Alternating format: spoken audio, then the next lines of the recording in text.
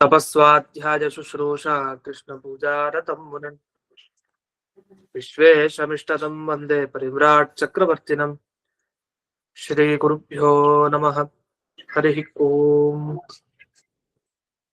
जन्माद्यन्तोन्वजादितरतश्चार्थेष्वभिघ्नस्वराट् तेने ब्रह्मसदाय आत्मपदे सूरयः तेजो विनिमयो यत्र त्रिसर्गो मृषा धाम्ना सदा निरस्तकुहकं सत्यं परं धीमहि। ओम स्वस्त्यस्तु सताम् अशेषसन्मङ्गलानि भवन्तु। सम्यक् श्लोकैकश्रवणपठनमात्रेण वक्तुश्च श्रोतॄणां निखिलकलिकृतकल्मष अपनोदनपटुतरे श्रीमद्भागवते महापुराणे तृतीयस्कन्धे अष्टमाध्याये अद्य कथानुवादे सति किञ्चित् पूर्वकथानुवादः।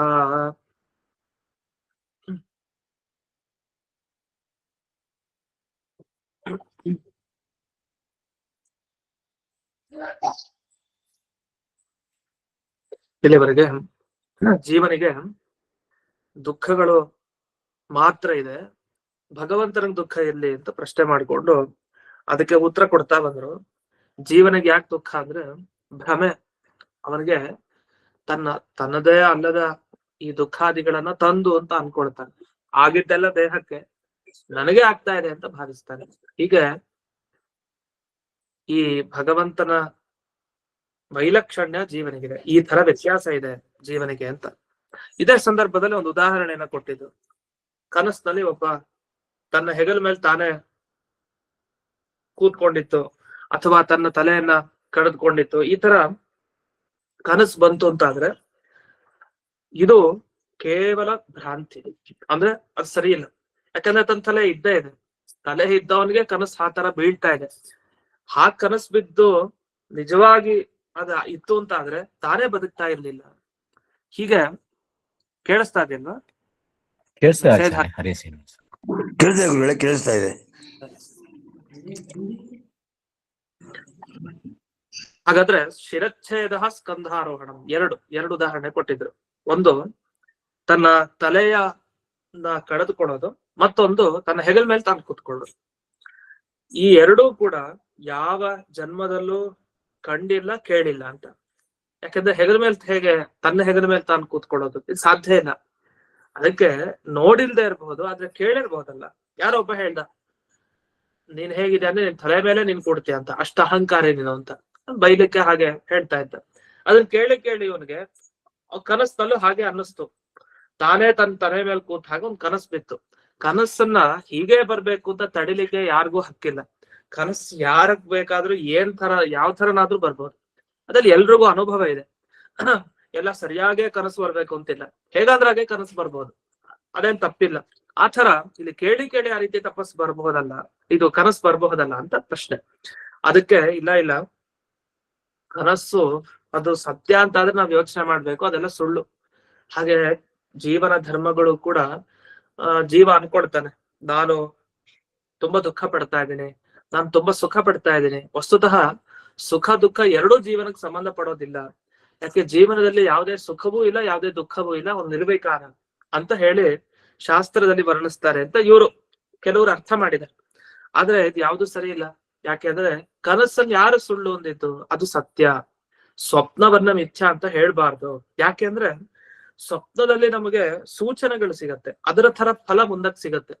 ಮುಂದಕ್ಕೆ ಫಲ ಸಿಗೋದನ್ನ ಸೂಚನೆ ಮಾಡತ್ತೆ ಅಂದ್ರೆ ಅದು ಸತ್ಯವಾದ ವಸ್ತು ಆಗಿರ್ಬೇಕು, ಸುಳ್ಳಾದದ್ದಲ್ಲ. ಅದ ಕನಸಿನಲ್ಲಿ ಅನೇಕ ತರಹದ ಶುಭ ಶಕುನಗಳಿವೆ.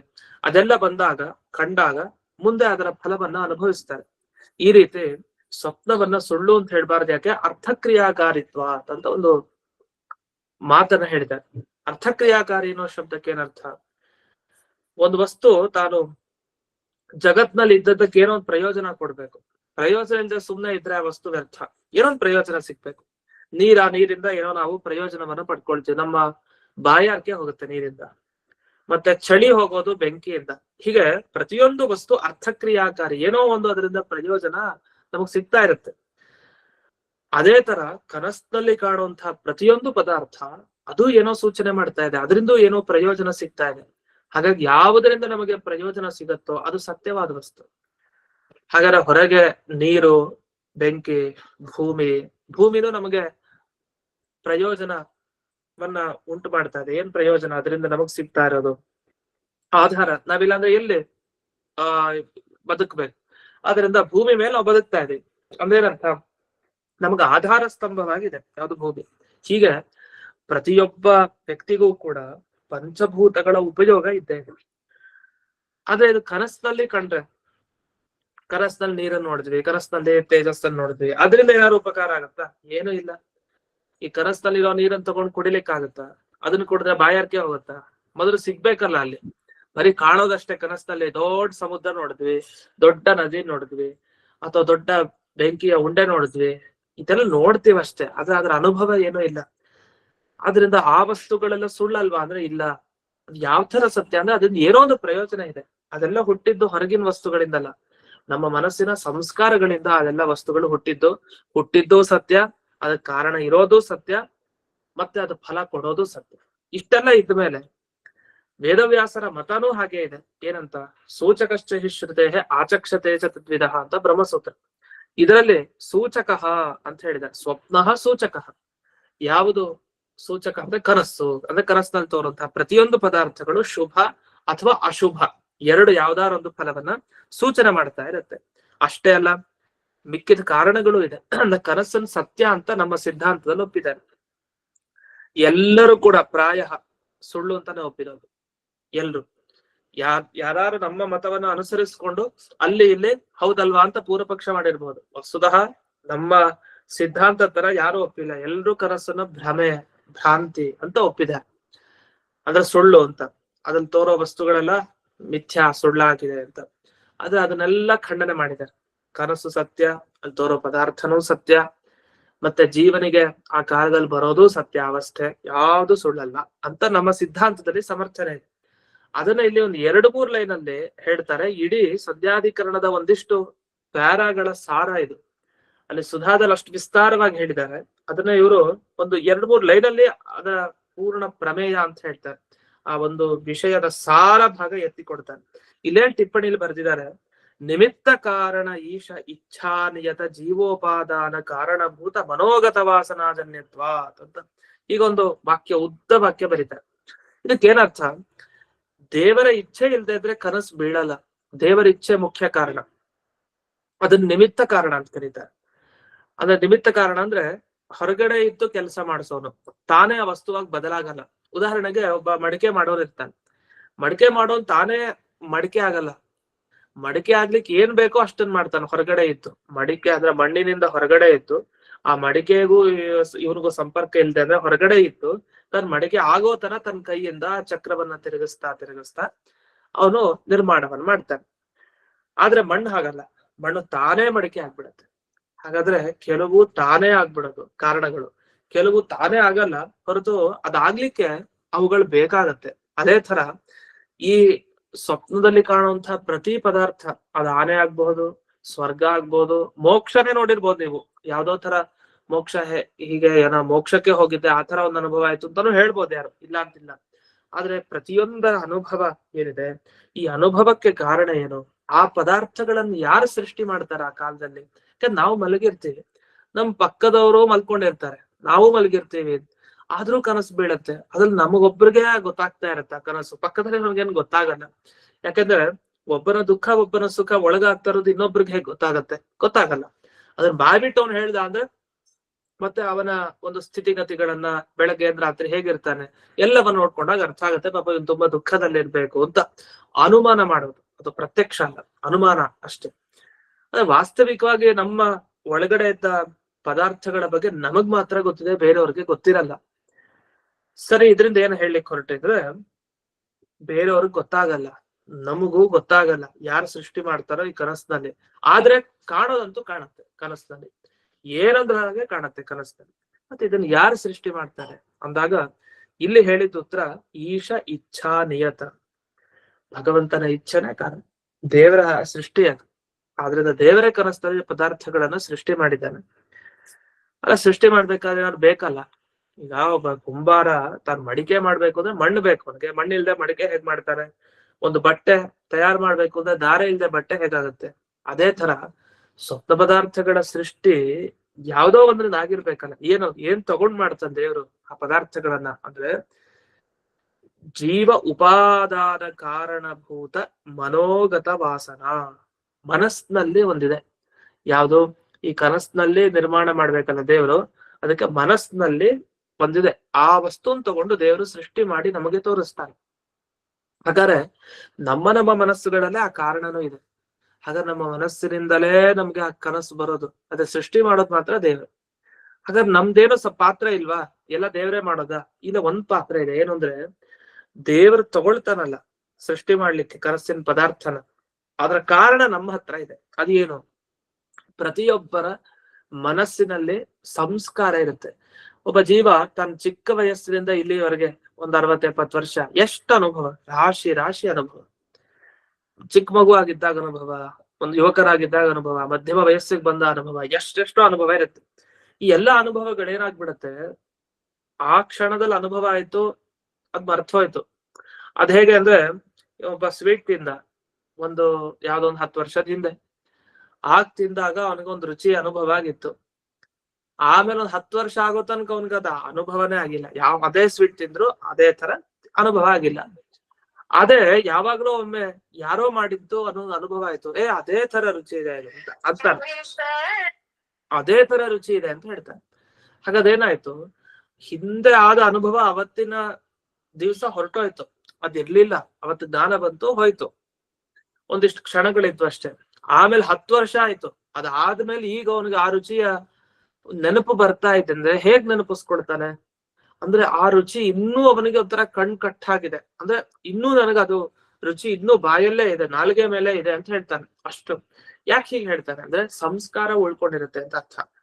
ಆ ಪದಾರ್ಥ ಇಲ್ಲ, ಅವನ ಹಿಂದೆ ತಿದ್ದ ಸ್ವೀಟ್ ಅಂತೂ ಖಂಡಿತ ಇಲ್ಲ ಈಗ. ಮತ್ತೆ ಅದರ ರುಚಿ ಇದೆಯಾ? ರುಚಿನೂ ಇಲ್ಲ. ಅದರ ರುಚಿ ಅಲ್ಲಿರತ್ತೆ, ಅದರ ಅನುಭವ ಅವತ್ತೇ ಆಗಿದೆ. ಮತ್ತಿನ್ನೇನು ಉಳ್ಕೊಂಡಿದೆ ಇವಾಗ 10 ವರ್ಷ ಆದ್ಮೇಲೆ? ಸಂಸ್ಕಾರ.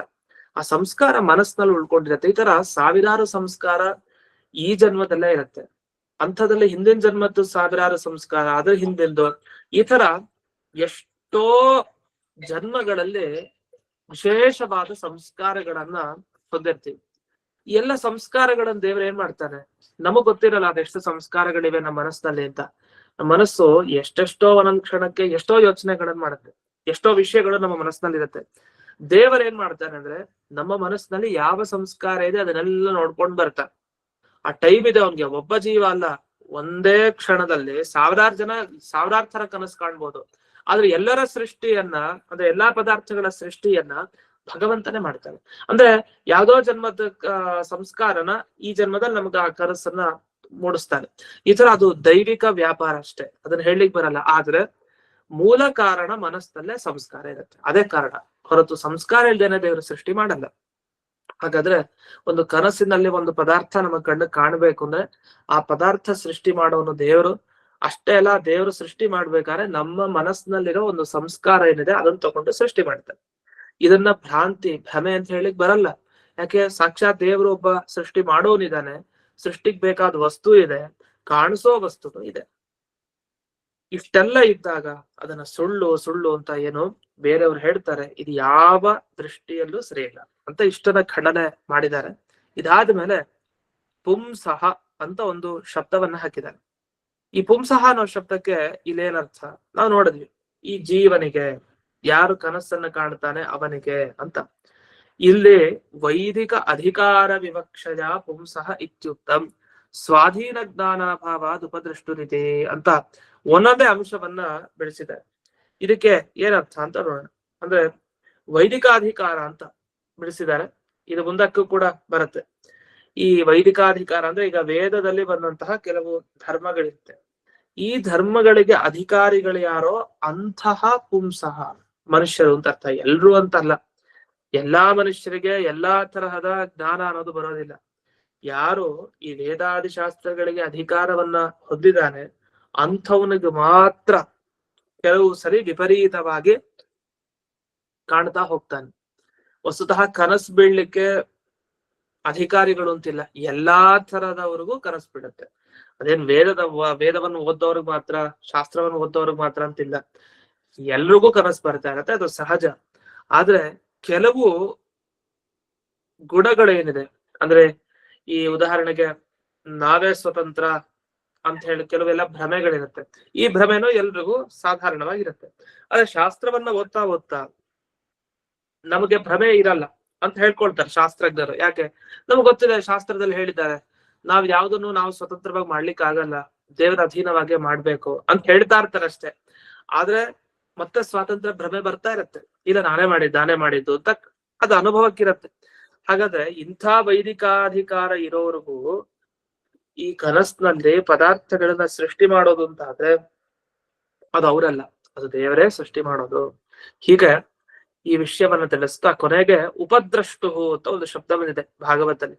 ಉಪದ್ರಷ್ಟು ಅನ್ನೋ ಶಬ್ದಕ್ಕೆ ಏನರ್ಥ ಅಂದ್ರೆ, ಕನಸನ್ನ ಯಾರು ನೋಡ್ತಾನೆ ಅವನನ್ನ ಉಪದ್ರಷ್ಟು ಅಂತ ಕರೀತಾರೆ. ಅಂದ್ರೆ ತನ್ನ ಕೈಲಿಲ್ಲ, ಅಲ್ಲಿ ಬರ್ತಾ ಇದೆ ವಸ್ತು ಕಾಣ್ತಾ ಇರ್ತಾನಷ್ಟೆ. ಕನಸದಲ್ಲಿ ನಾವು ಇದೇ ಬೆಳಗ್ಗೆ ನಾನು ಇಷ್ಟು ಜನ ನೋಡಿದ್ದೆ, ಅವರೇ ನನ್ ರಾತ್ರಿ ಕನಸಲ್ಲಿ ಬರಲ್ಲ. ಯಾರೋ ಯಾವತ್ತೋ ನೋಡಿರ್ತಾರೆ, ಅಂಥವ್ರೆಲ್ಲ ಅವ್ರವ್ರ ಕನಸಿಗೆ ಬರ್ತಾರೆ. ಇದ್ ಯಾಕೆ ಹೀಗಾಗತ್ತೆ? ದೇವ್ರ ಸಂಕಲ್ಪ ಹಾಗೆ. ಹಾಗಾಗಿ ಈ ಜನ್ಮದಲ್ಲಾಗ್ಲಿ ಹಿಂದಿನ ಜನ್ಮದಲ್ಲಾಗ್ಲಿ ಯಾವ್ದಾರ ಒಂದು ಸಂಸ್ಕಾರ ನಮ್ಮ ಮನಸ್ಸಲ್ಲಿ ಮೂಡಿರತ್ತೆ, ಅದರ ಪ್ರಕಾರವಾಗಿ ಕನಸು ಬೀಳೋ. ಇಷ್ಟಾಗಿ ಮುಂದೆ ದುರ್ಘಟ ಭಾವಾರ್ಥ ಪ್ರಕಾಶಿಕ ಅಂತ ಟಿಪ್ಪಣಿ, ಇದರಲ್ಲೇನು ವಿಷಯವನ್ನ ಹೇಳಿದಾರೆ ಅದನ್ನ ನೋಡೋಣ. ಇಲ್ಲಿ ಉಪದ್ರಷ್ಟು ಅಂತ ಒಂದು ಶಬ್ದ ಹಾಕಿದ್ದಾರೆ. ಇದಕ್ಕೇನ್ ಅರ್ಥ ಹೇಳಿದೆ? ಉಪದ್ರಷ್ಟು ಅಂದ್ರೆ ಯಾರು ಕನಸನ್ನು ನೋಡ್ತಾನೋ ಅವನು ಅಂತ. ಇದು ಹೇಗೆ ಅರ್ಥ ಸಿಗತ್ತೆ? ದ್ರಷ್ಟ ಅಂದ್ರೆ ನೋಡೋನು ಅಂತ ಅರ್ಥ ಸಂಸ್ಕೃತದಲ್ಲಿ. ಉಪದ್ರಷ್ಟ ಅಂದ್ರೆ ಹತ್ರದಲ್ಲಿದ್ದು ನೋಡೋನು ಅಂತ ಅರ್ಥ. ಹತ್ರದಲ್ಲಿದ್ದು ನೋಡೋನು ಅಂದೇನರ್ಥ? ಈಗ ನಾವು ಹೊರಗಡೆ ನಾವ್ ಈಗ ಕೂತಿದ್ದಾಗ ನಮ್ಮ ದೇಶಕ್ಕಿಂತ ನಾವಿರೋ ಕಡೆಗಿಂತ ತುಂಬಾ ದೂರದಲ್ಲಿ ವಸ್ತುಗಳಿದೆ, ಕಾಣ್ತಾ ಇದೆ. ನಾವ್ ಅದ್ರ ಹತ್ರ ಹೋಗಿಲ್ಲ, ನಾವು ದೂರನೇ ಇದೀವಿ, ನಮ್ ಕಣ್ಣು ಅದ್ರ ಹತ್ರ ಹೋಗಿದೆ ಅಂತ ಅರ್ಥ. ಅಂದ್ರೆ ಕಿರಣಗಳ ಮುಖಾಂತರ. ಕಣ್ಣು ಗುಟ್ಟೆ ಇಲ್ಲೇ ಇರುತ್ತೆ, ಅದೇ ಕಣ್ಣಿನ ಕಿರಣಗಳು ಅಲ್ಲಿವರೆಗೂ ಹೋಗಿ ಅದೇನ್ ವಸ್ತು ಅಂತ ತಿಳಿಸ್ಕೊಡ್ತಾ ಇದೆ. ಇಷ್ಟು ಇರೋ ವಿಷಯ. ಅದ್ರ ಹತ್ರಕ್ಕೆ ನೋಡೋದು ಅಂತಂದ್ರೆ ಯಾವಾಗ? ಅದೇ ವಸ್ತು ನಮ್ಮ ಕಣ್ ಮುಂದೆನೆ ಇಲ್ಲೇ ಟೇಬಲ್ ಮೇಲೋ ಇಲ್ಲಿ ಪಕ್ಕದ ಮೇಲೆ ನೆಲದ ಮೇಲೋ ಇದ್ರೆ ನಾವು ಒಪ್ಕೊಳ್ಬಹುದು. ಆದ್ರೆ ಕನಸು ಹೇಗ್ ಗೊತ್ತಾ? ಕನಸು ದೂರದಲ್ಲಿ ಕಾಣೋದು ಅಂತಾನೆ ಇಲ್ಲ, ಎಲ್ರಿಗೂ ಕನಸು ಹತ್ರದಲ್ಲೇ ಕಾಣುತ್ತೆ. ಅದಕ್ಕೆ ಉಪ ಅಂದ್ರೆ ಹತ್ತಿರ, ದ್ರಷ್ಟ ಯಾವಾಗ್ಲೂ ಕನಸನ್ನ ಹತ್ತಿರದಲ್ಲೇ ನೋಡೋದು ಅಂತ. ಈ ಅಂಶವನ್ನ ತಿಳಿಸ್ಲಿಕ್ಕೆ ಅಲ್ಲಿ ಉಪದ್ರಷ್ಟು ಅಂತ ಕೊಟ್ಟಿದ್ದಾರೆ. ಇನ್ನು ಇದೊಂದು ಮಾತನ್ನ ಇಲ್ಲಿ ಉಲ್ಲೇಖ ಮಾಡಿದ್ದಾರೆ. ಹೃದಯಸ್ಥಾತ್ ಪರಾತ್ ಜೀವ ದೂರಸ್ಥೋ ಜಾಗ್ರದೇಶ್ಯತೆ ಸಮೀಪಸ್ಥಸ್ತಥಾ ಸ್ವಪ್ನಂ ಇತಿ ವಚನಾತ್ ಅಂತ. ಅಂದ್ರೆ ಯಾವಾಗ ಈ ಕನಸು ಬೀಳತ್ತೆ ಅನ್ನೋದನ್ನ ವರ್ಣನೆ ಮಾಡಿದ್ದಾರೆ. ಯಾವಾಗ? ಹೃದಯಸ್ಥಾತ್ ಪರಾತ್ ಜೀವ. ಈ ಜೀವ ಎಲ್ಲಿ ಇರ್ತಾನೆ? ನಮ್ಮ ದೇಹದಲ್ಲಿ ಹೃದಯ ಭಾಗ ಇರುತ್ತಲ್ಲ, ಹೃದಯ ಭಾಗದಲ್ಲಿ ಜೀವ ಇರ್ತಾನೆ. ಹೃದಯದಲ್ಲಿದ್ದ ಜೀವ ಏನ್ ಮಾಡ್ತಾನೆ? ಎಚ್ಚರಗೊಳ್ತಾನೆ. ಅಂದ್ರೆ ಮಲ್ಕೊಂಡಿದ್ದ ಅವನು ಎಚ್ಚರ ಯಾವಾಗ ಆಯ್ತು ಅಂದ್ರೆ ದೂರಸ್ಥ. ಹೃದಯದಿಂದ ಸ್ವಲ್ಪ ದೂರಕ್ಕೆ ಹೋದ್ರೆ ಎಚ್ಚರ ಆಯ್ತು ಅಂತ ಅರ್ಥ. ಹೃದಯದಲ್ಲಿದ್ದ ಮಲ್ಕೊಂಡಿದ್ದಾನೆ ಅಂತ ಅರ್ಥ. ಯಾಕೆ? ಪ್ರಾಜ್ಞಾನಾಮಕ ಪರಮಾತ್ಮನ ಆಲಿಂಗನ ಆಗಿದೆ ಅಂತ ಅರ್ಥ. ಸಮೀಪಸ್ಥಸ್ಥಾ ಸ್ವಪ್ನಂ. ಇನ್ನು ಯಾವಾಗ ಹೃದಯದ ಹತ್ತಿರ ಇದ್ದ ಆಗ ಕನಸು ಬೀಳುತ್ತೆ. ಹೃದಯಕ್ಕೆ ಬಂದ ಸಂಪೂರ್ಣ ನಿದ್ರೆಯಲ್ಲಿ ಇರ್ತಾನೆ. ಅಂದ್ರೆ ಜೀವ ತಾನು ಸಂಚಾರ ಮಾಡ್ತಾ ಇರ್ತಾನೆ. ದೂರದಲ್ಲಿದ್ರೆ ಎಚ್ಚರ ಆಗತ್ತೆ, ಹತ್ರದಲ್ಲಿದ್ರೆ ಕನಸು ಬೀಳುತ್ತೆ, ಹೃದಯದಲ್ಲೇ ಇದ್ರೆ ಸುಷುಪ್ತಿಯಲ್ಲಿ ಇರ್ತಾನೆ, ಪೂರ್ಣ ಗಾಢ ನಿದ್ರೆಯಲ್ಲಿ ಇರ್ತಾನೆ. ಇಷ್ಟು ಮಾತು ಬಂತು. ಇದನ್ನೇ ಹೇಳಿದಾಗಾಯ್ತು ಅಂದ್ರೆ ಇವ್ರು ಹೇಳೋದು, ಜೀವ ತಾನು ಕನಸನ್ನ ನೋಡ್ಬೇಕಾದ್ರೆ ತಾನು ಹೃದಯದಿಂದ ದೂರಕ್ಕೆ ಹೋಗ್ತಾನ, ಹತ್ರದಲ್ಲಿ ಇರ್ತಾನೆ. ವಸ್ತುತಃ ಹತ್ರದಲ್ಲಿ ಇರ್ತಾನೆ, ಸರಿಯಾಗಿ ಹೃದಯದಲ್ಲಿ ಇರಲ್ಲ. ಹತ್ರದಲ್ಲಿ ಇರ್ತಾನೆ ಅಂತಂದ್ಮೇಲೆ ಅವ್ನು ಸ್ವರ್ಗನೆಲ್ಲ ನೋಡೋದು ಹೇಗೆ? ಅಥವಾ ಅವ್ನು ಇರೋ ಊರು ಬೆಂಗಳೂರು, ಅವನು ಸ್ವಪ್ನದಲ್ಲಿ ಮೈಸೂರನ್ನು ನೋಡ್ತಾ ಇದ್ದಾನೆ. ಮೈಸೂರನ್ನ ಹೆಂಗ್ ನೋಡ್ಲಿಕ್ಕೆ ಸಾಧ್ಯ? ಇರೋದು ಬೆಂಗಳೂರಲ್ಲಿ, ಮತ್ತೆ ಹೇಗ್ ಕಾಣ್ತಾನೆ? ಅದು ಜೀವನಕ್ಕೊಂದು ಅಚಿಂತ್ಯದ್ಭುತ ಶಕ್ತಿ ಇದೆ, ದೇವ್ರ ತರ. ಒಂದ್ ನಿಮಿಷ ಅಲ್ಲೆಲ್ಲ ಹೋಗಿ ನೋಡ್ಕೊಂಡ್ಬಿಟ್ಟು ಮತ್ತೆ ತನ್ನ ದೇಹದ ಒಳಗಡೆ ಬಂದು ಮಲ್ಕೊಳ್ತಾನೆ ಅಂದ್ರೆ ಹಾಗಲ್ಲ. ಅಷ್ಟು ಶಕ್ತಿ ಜೀವನಿಗೆ ಖಂಡಿತ ಇಲ್ಲ. ಅಷ್ಟೇ ಅಲ್ಲದೆ ಮಮೇದಂ ಶಿರಶ್ಚಿನ್ನಂ ಮಿತಿ ಭ್ರಾಂತಿಯ ಪ್ರತೀಯತೆ. ನಮ್ ತಲೆ ಇದು ಕಡ್ದು ಹೋಗಿದೆ ಅಂತ ಅವನಿಗೆ ಜ್ಞಾನ ಬರುತ್ತೆ.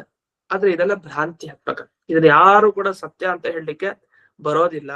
ಹೀಗೆ ಅಸ್ವತಂತ್ರನಾದ ಈ ಜೀವ ತಾನು ತನ್ನ ದೇಹದಲ್ಲೇ ಇದು ನಾನು ನಂದು ಅಂತ ಏನೇನು ಸ್ವಾತಂತ್ರ್ಯವನ್ನ ತಿಳ್ಕೊಳ್ತಾನೆ, ಇದೆಲ್ಲ ಭ್ರಮೆ ಜೀವನದು.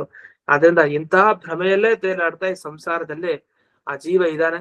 ಇದೆಲ್ಲ ಹೋಗೋದು ಯಾವಾಗ ಅಂದ್ರೆ, ಇದೆಲ್ಲ ಹೋಗ್ಲಿಕ್ಕೆ ಇರೋದು ಒಂದೇ ಒಂದು ಅವಕಾಶ, ಯಾವಾಗ ಭಗವಂತನ ಮತ್ತೆ ಜೀವನ ತತ್ವಜ್ಞಾನ ಉಂಟಾಗುತ್ತೋ, ಅಂದ್ರೆ ಇಬ್ಬರಿಗೂ ಇರೋ ವ್ಯತ್ಯಾಸ ಯಾವಾಗ ಗೊತ್ತಾಗುತ್ತೋ ಆಗ ಮಾತ್ರ ಜೀವರಲ್ಲಿ ಯಾಕೆ ದೋಷಗಳು, ದೇವರಲ್ಲಿ ಯಾಕೆ ಗುಣಗಳು, ಈ ಪ್ರತಿಯೊಂದು ವಿಷಯಗಳು ಕೂಡ ತಿಳಿತಾ ಹೋಗ್ತವೆ. ಆಗ ಮಾತ್ರ ನಂಬಲಿಕ್ಕೆ ಸಾಧ್ಯ ಅಂತ ಇಷ್ಟು ವಿಚಾರ ಇಲ್ಲಿ ಶ್ಲೋಕದಲ್ಲಿ ಬಂದಿದೆ. ಇದಲ್ದೇನೆ ಬ್ರಹ್ಮಸೂತ್ರ ಭಾಷ್ಯದಲ್ಲಿ ವರಾಹ ಪುರಾಣದಲ್ಲಿ ಬರುವಂತ ಮಾತು, ವರಾಹ ಸಂಹಿತೆ ಅಥವಾ ವರಾಹ ಪುರಾಣ, ಇದನ್ನೆಲ್ಲ ಹೇಳಿದ್ದಾರೆ ಆಚಾರ್ಯರು. ಅಂದ್ರೆ ಈ ಕನಸ್ ಯಾವಾಗ ಬಿಡೋದು, ಮತ್ತೆ ಜಾಗೃತ ಕಾಲ ಯಾವಾಗ ಇತ್ಯಾದಿಗಳ ಬಗ್ಗೆ. ಅಂದ್ರೆ ಈ ಶ್ಲೋಕ ಏನ್ ಬಂದಿದೆ ಇದು ಅಲ್ಲಿ ಬಂದಿತ್ತು. ಮಧ್ವಾಚಾರ್ಯರು ಒಂದು ಬ್ರಹ್ಮಸೂತ್ರದಲ್ಲಿ ವಿವರಣೆ ಮಾಡ್ತಾರೆ. ಓಂ ಮುಗ್ಧೆ ಅರ್ಧ ಸಂಪತ್ತಿ ಪರಿಶೇಷಾದ್ಭವ, ಇದು ಕೂಡ ಸುಧಾ ಪಾಠದಲ್ಲಿ ಆಗಿದೆ. ಈ ಸೂತ್ರ 3ನೇ ಅಧ್ಯಾಯದಲ್ಲೇ ಬರೋದು. ಸಂಧ್ಯಾಧಿಕರಣ ಆದ್ಮೇಲೆ ಮುಂದಕ್ಕೆ ಉಲ್ಲೇಖ ಮಾಡಿದ್ದಾರೆ. ಸುಷುಪ್ತಿ ಬೋಧ ಮೋಹಾಂಶ್ಚ ಅಂತ ಅಲ್ಲಿ ಅನುವ್ಯಾಖ್ಯಾನ ಪ್ರಾರಂಭ ಆಗುತ್ತೆ. ಸುಷುಪ್ತಿ ಮೋಹ, ಸುಷುಪ್ತಿ ಮೋಹ ಅಂತ ಹೇಳಿ ಪ್ರತಿಯೊಂದು ಅವಸ್ಥೆಗಳು ಏನಿದೆ ಈ ಎಲ್ಲಾ ಅವಸ್ಥೆಗಳ ಬಗ್ಗೆ ಹೇಳಿ, ಎಲ್ಲಾ ಅವಸ್ಥೆಗಳು ದೇವರ ಅಧೀನ, ಕೇವಲ ಕನಸಷ್ಟೇ ಅಲ್ಲ ಅಂತ ಒಂದು ಮೋಹಾವಸ್ಥೆ, ಇನ್ನು ಬೋಧ ಅಂದ್ರೆ ಎಚ್ಚರಾವಸ್ಥೆ, ಮತ್ತೆ ಗಾಢ ನಿದ್ರಾವಸ್ಥೆ. ಯಾವುದೇ ಅವಸ್ಥೆಯಲ್ಲಿ ಒಬ್ಬ ಜೀವ ಇರ್ಲಿ ಅವನು ನೋಡ್ಕೊಡೋದು ಅದು ದೇವರ ಒಂದು ಕರ್ತವ್ಯ, ದೇವ್ರು ನೋಡ್ತಾ ಇರ್ತಾನೆ. ಇದನ್ನ ಆ ಸೂತ್ರ ಭಾಷ್ಯದಲ್ಲಿ ಆಚಾರ್ಯರು ಒಂದು ಕೋಟ್ ಮಾಡಿದ್ದಾರೆ. ಆ ಶ್ಲೋಕವನ್ನು ಇಲ್ಲಿ ಕೊಟ್ಟಿದ್ದಾರೆ. ಸಮೀಪಸ್ಥಸ್ತಥಾ ಸ್ವಪ್ನಂ ಸ್ವಪಿತಿ ಅಸ್ಮಿನ್ ಲಯಂ ವ್ರಜನ್ ಅಂತ. ಅಂದ್ರೆ ಯಾವಾಗ ಒಬ್ಬ ಜೀವ ತಾನು ಎಲ್ಲೆಲ್ಲಿ ಆ ಹೃದಯ ಭಾಗದಿಂದ ದೂರಕ್ಕೆ ಹೋಗ್ತಾನೋ ಅಲ್ಲಿ ತನಕ ಅವನಿಗೆ ಗಾಢ ನಿದ್ರೆ ಇರಲ್ಲ, ಹೃದಯದಲ್ಲೇ ಇದ್ರೆ ಗಾಢ ನಿದ್ರೆ ಅಂತ ಒಟ್ಟು ತಾತ್ಪರ್ಯ. ಈ ರೀತಿ 10ನೆಯ ಶ್ಲೋಕದ ಮುಕ್ತಾಯ ಆಯ್ತು. ಮುಂದೆ 11ನೇ ಶ್ಲೋಕದಲ್ಲಿ ಸಂಸಾರ ಅದು ಬಹಳ ಸತ್ಯವಾದ ಪದಾರ್ಥ, ಸಂಸಾರ ಎಂದಿಗೂ ಸುಳ್ಳಲ್ಲ, ಇದೆಲ್ಲ ನಾವೇನ್ ಬಂಧನವನ್ನು ಅನುಭವಿಸ್ತಾ ಇದೀವಿ ಇದು ಸತ್ಯ, ಸತ್ಯವಾದದ್ದೇ ಒಂದು ದಿವಸ ಹೋಗುತ್ತೆ ಅಷ್ಟೇ ಹೊರತು ಇದೆಲ್ಲಾ ಸುಳ್ಳು ಅಂತ ಬೌದ್ಧರಂತೆ ಆಗ್ಲಿ, ಅದ್ವೈತಿಗಳಂತೆ ಆಗ್ಲಿ, ಮತ್ತು ನಾಸ್ತಿಕರಂತೆ ಆಗ್ಲಿ ಇದರೆಲ್ಲ ಒಪ್ಪೋ ಹಾಕಿಲ್ಲ. ಅದರಿಂದ ಯಾವುದು ನಾವು ಅನುಭವಿಸ್ತಾ ಇದೀವೋ ಆ ಎಲ್ಲಾ ವಸ್ತುಗಳು ಕೂಡ ಅದು ಸತ್ಯವೇ ಆಗಿವೆ, ಒಂದು ಸ್ವಲ್ಪವೂ ಸುಳ್ಳಿಲ್ಲ ಅಂತ ಈ ವಿಷಯವನ್ನ ಮುಂದೆ ವರ್ಣಿಸ್ತಾ ಹೋಗ್ತಾರೆ. ಅದನ್ನ ಏನು ಅಂತ ನಾಳೆ ದಿವಸ ನೋಡೋಣ ಅಂತ ಹೇಳ್ತಾ ಇಂದಿನ ಪಾಠವನ್ನ ಅಸ್ಮದ್ ಗುರುವಂತರ್ಗತ ವ್ಯಾಸತೀರ್ಥ ಗುರುವಂತರ್ಗತ ಭಾರತೀಯ ರಮಣ ಮುಖ್ಯ ಪ್ರಾಣಾಂತರ್ಗತ ಶ್ರೀಮನ್ಮೂಲ ಗೋಪಾಲಕೃಷ್ಣನಿಗೆ ಅರ್ಪಣೆ. ನಮಸ್ಕಾರ.